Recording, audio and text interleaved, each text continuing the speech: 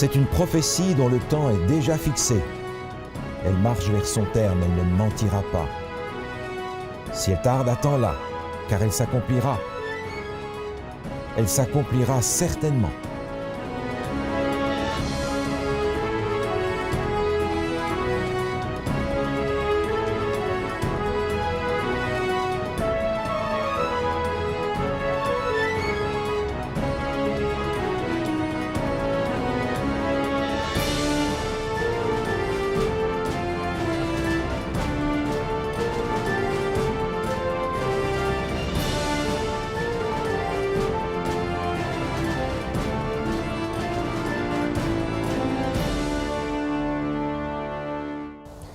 Bonjour à tous et à toutes, chers auditeurs. Nous en sommes déjà au dernier chapitre du livre de Daniel et par conséquent, la dernière émission. Aujourd'hui, c'est la conclusion aussi du dernier tableau prophétique. Nous avions vu au cours des chapitres précédents, il y avait 4 tableaux prophétiques. Et maintenant, on sait que ces 4 tableaux prophétiques nous ont dirigés de plus en plus vers le retour de Jésus, en donnant de plus en plus de détails, de précisions pour les signes des temps juste avant le retour de Jésus. Et le chapitre 11 en particulier avait les signes des temps concernant le retour imminent de Jésus. Bonjour, Pasteur Scalier. Bonjour, Michael. Regardons ensemble, si vous voulez, aujourd'hui le chapitre 12 du livre de Daniel. Avec plaisir.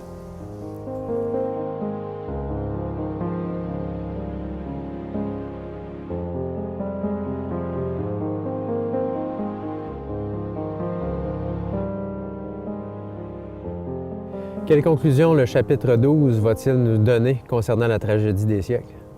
Oh, vous vous souvenez, à la fin du chapitre 11, on avait un drame.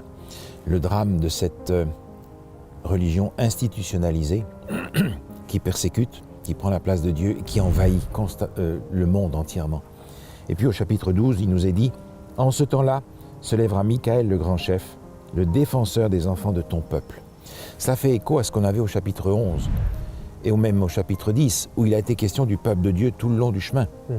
Maintenant, on a la conclusion par rapport à ce qui arrive au peuple de Dieu à la fin des temps. Et dans le chapitre 12, on trouve aussi de nouveau l'homme vêtu de lin. Et lorsqu'on parle de l'homme vêtu de lin, on fait référence au jugement. Donc le jugement est encore présent dans les derniers moments de l'histoire de l'humanité et en lien aussi avec la délivrance qui est mentionnée au verset 7. Tout à fait. Tout à fait. Au verset 7, il nous est dit « J'entendis l'homme vêtu de lin qui se tenait debout au-dessus des eaux du fleuve. » Vêtu de lin, c'est encore une fois le souverain sacrificateur qui donne son service dans le lieu très saint du sanctuaire au moment de la fête de Yom Kippourim. Et bien entendu, le jugement est présent ici parce que le jugement, c'est la délivrance du peuple. Ce n'est pas d'abord la condamnation, c'est la délivrance du peuple. Et bien entendu, des chiffres sont donnés ici. Il est dit par exemple, « Quand sera la fin de ces choses ?» Et c'est l'homme vêtu de lin qui répond et qui jurera par celui qui vit éternellement que ce sera dans un temps, des temps et la moitié d'un temps. On est donc rappelé ici de cette période que l'on a découvert au chapitre 7 et qui aboutissait en 1798. Alors, certains ont vu dans ce passage-là un rappel de ce que nous avons vu précédemment.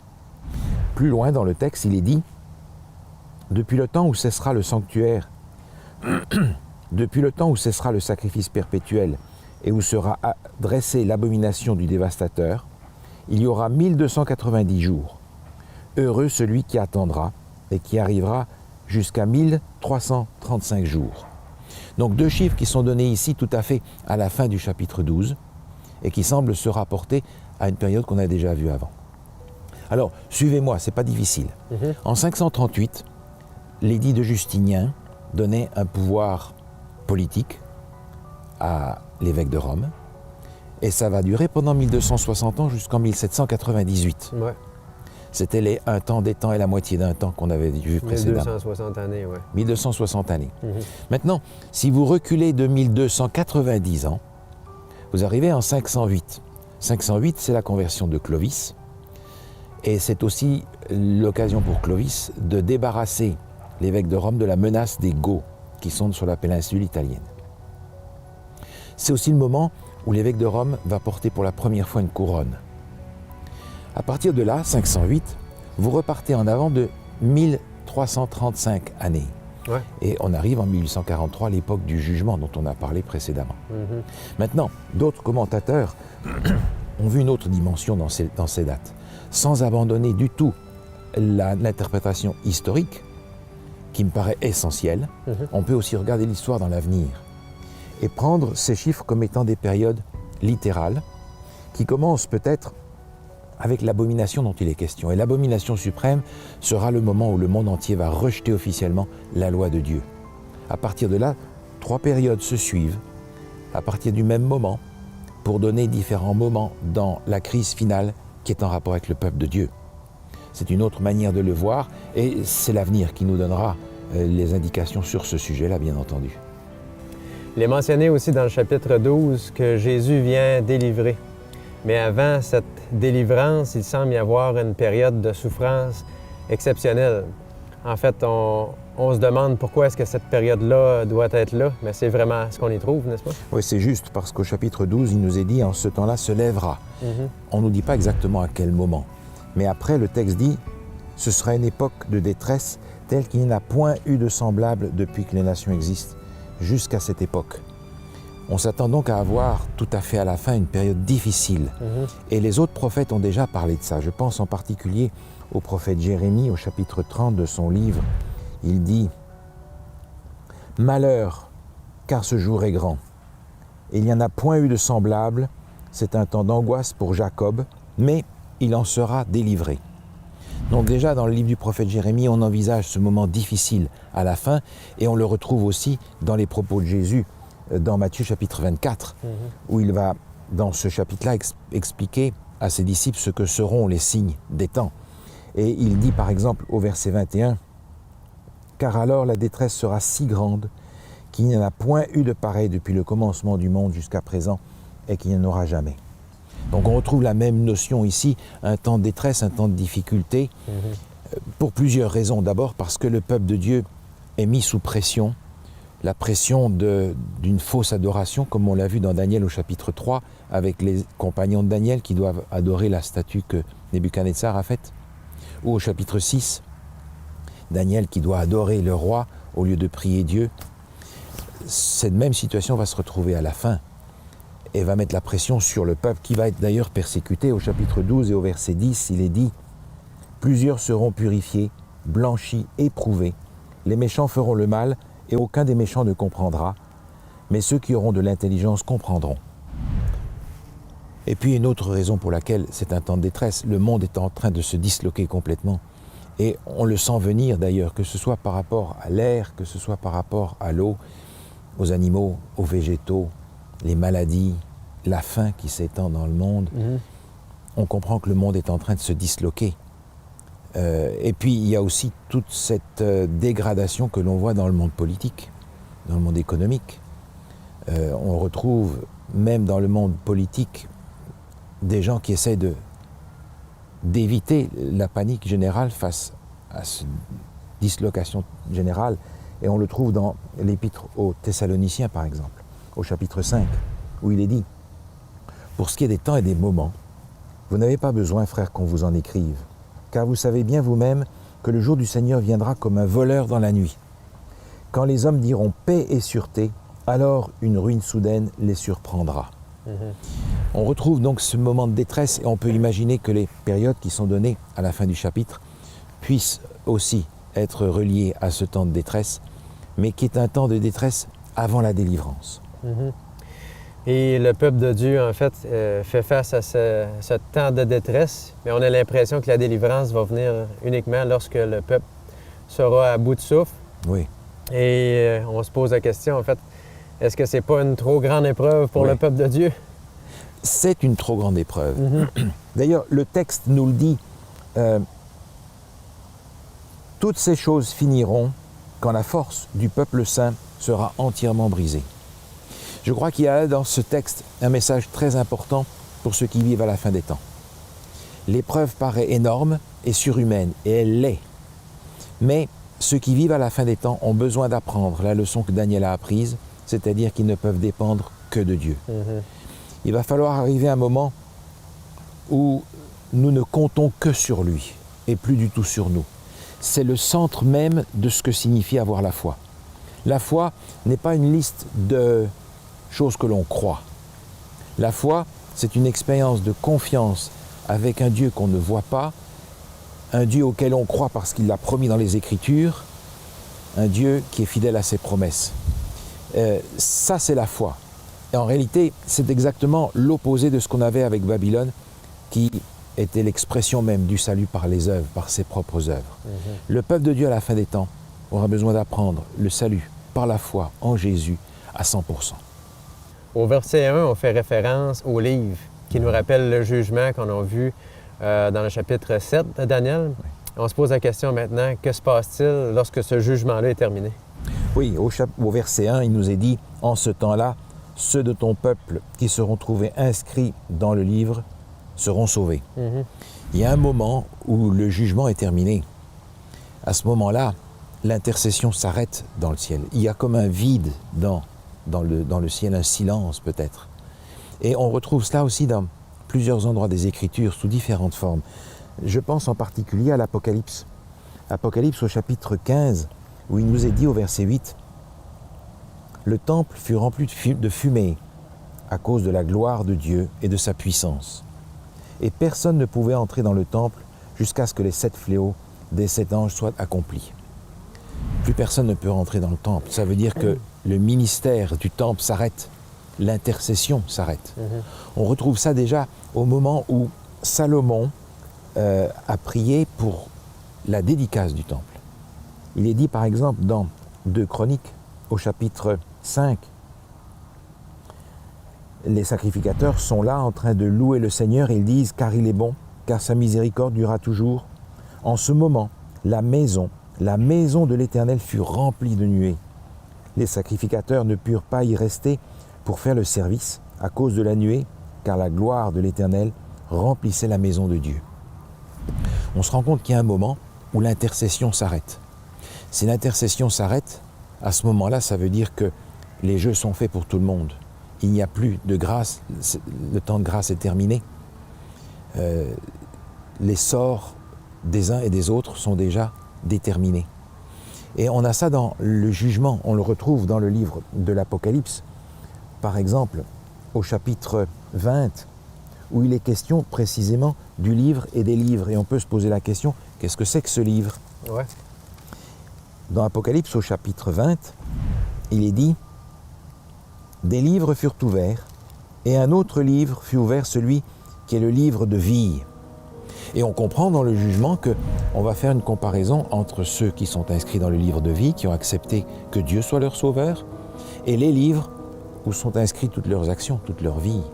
Il y a un moment où les jeux sont faits, où l'intercession s'arrête. Et dans Apocalypse au chapitre 22, on trouve ce passage.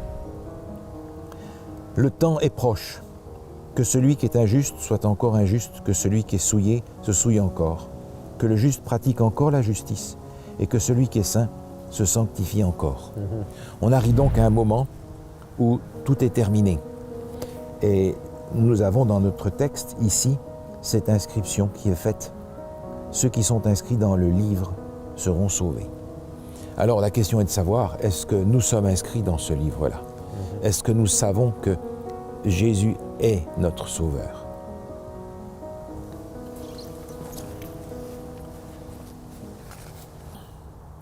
La vie éternelle, c'est quelque chose qui est dur à concevoir. Ouais.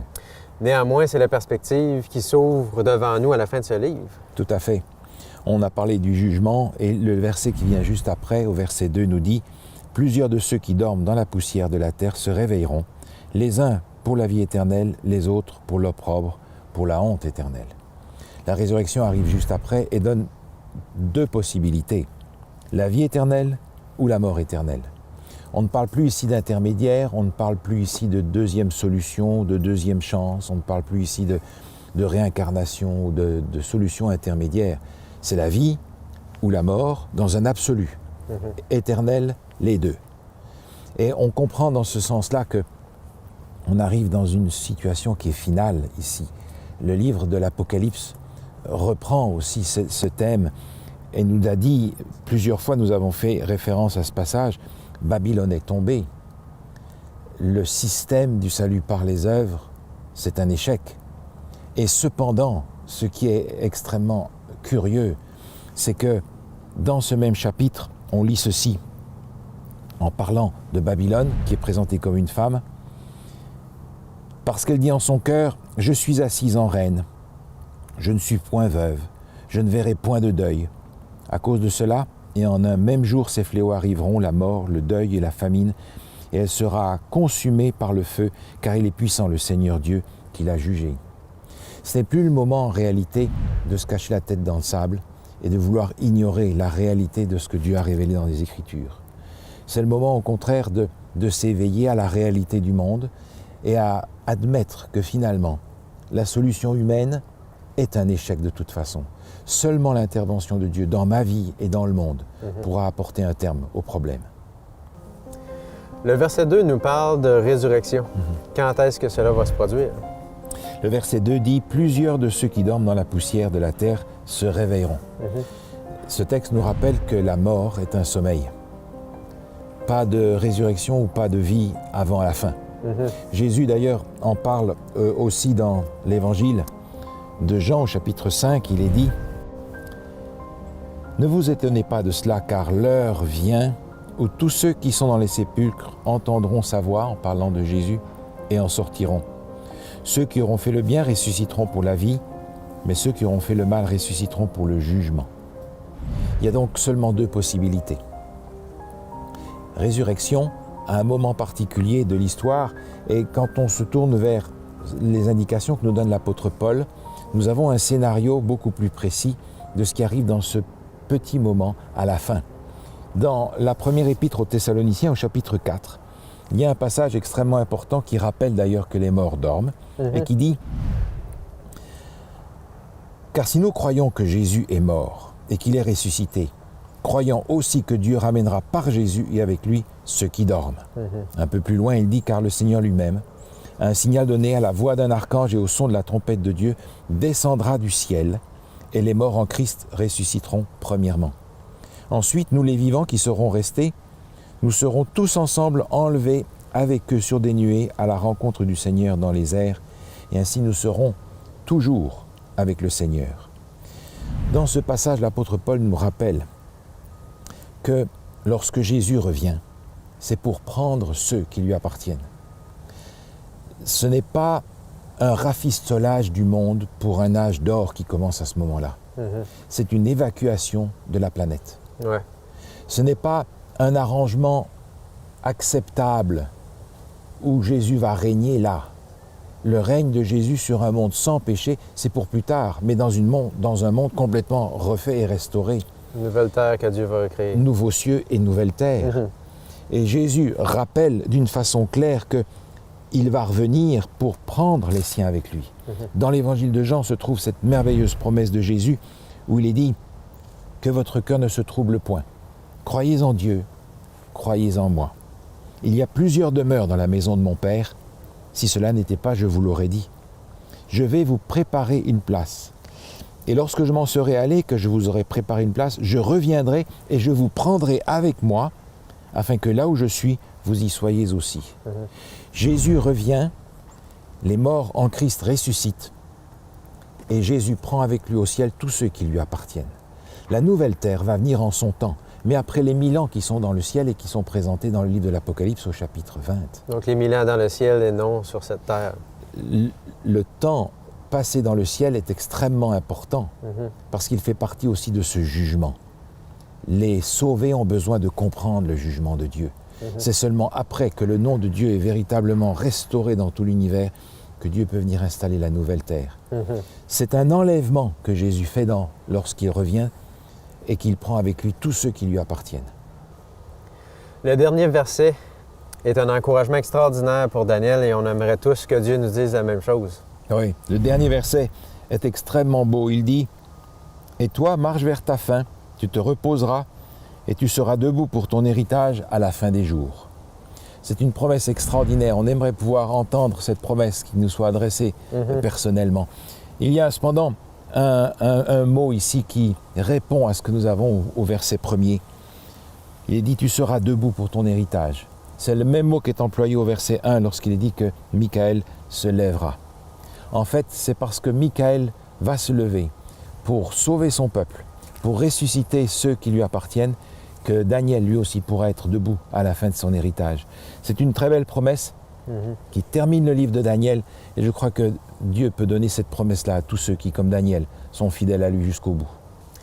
Et en terminant, Pasteur Scali, quelle grande leçon nous laisse le livre de Daniel pour nous aujourd'hui?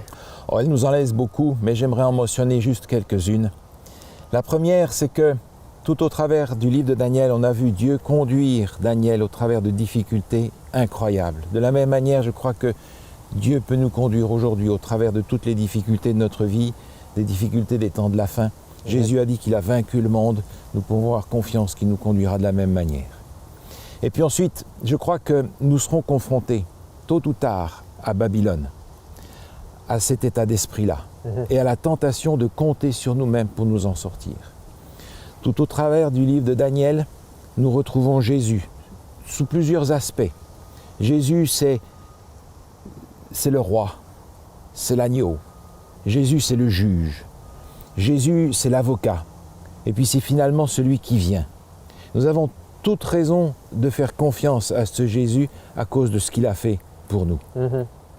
Et puis, finalement, quand on lit le livre de Daniel et de l'Apocalypse, on se rend compte que la vaste majorité de ces prophéties sont déjà réalisées. Il en reste vraiment peu pour que tout le drame de l'humanité soit achevé. Et nous pouvons savoir par conséquent que le peu qui reste à réaliser se réalisera certainement. D'ailleurs, Jésus en parle et il dit ce que Jésus peut nous dire encore aujourd'hui d'ailleurs, comme il l'a dit à Daniel. C'est bien, bon et fidèle serviteur, tu as été fidèle en peu de choses, je te confierai beaucoup, entre dans la joie de ton maître. C'est une promesse qui est faite dans cette parabole que Jésus raconte, mais qui est aussi pour chacun d'entre nous, comme elle l'a été aussi pour Daniel. Nous avons découvert ensemble le livre de Daniel, pas dans tous les détails, j'en conviens, mais nous avons pu découvrir le grand panorama que Dieu déroule devant nous, le grand panorama du plan du salut, dont Jésus est le centre. Nous reconnaissons que les difficultés sont innombrables dans nos vies et à l'avenir, mais nous savons que Jésus tient non seulement le monde dans ses mains, mais chacun aussi d'entre nous. Et comme un dernier message que Jésus nous laisse, j'aimerais relire ce texte que Jésus a donné à l'une des églises dans le livre de l'Apocalypse, comme un message qu'il laisse à chacun d'entre nous aujourd'hui. Il est écrit « Parce que tu as gardé la parole de la persévérance en moi, je te garderai aussi à l'heure de la tentation qui va venir dans le monde pour y priver les habitants de la terre. Je viens bientôt, retiens ce que tu as, afin que personne ne prenne ta couronne. »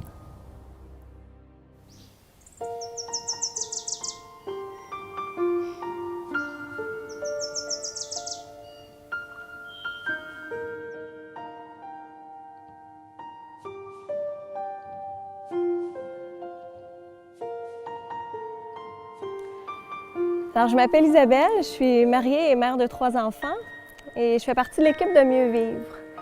Mieux Vivre est un organisme à but non lucratif qui travaille à aider les gens à trouver une santé totale.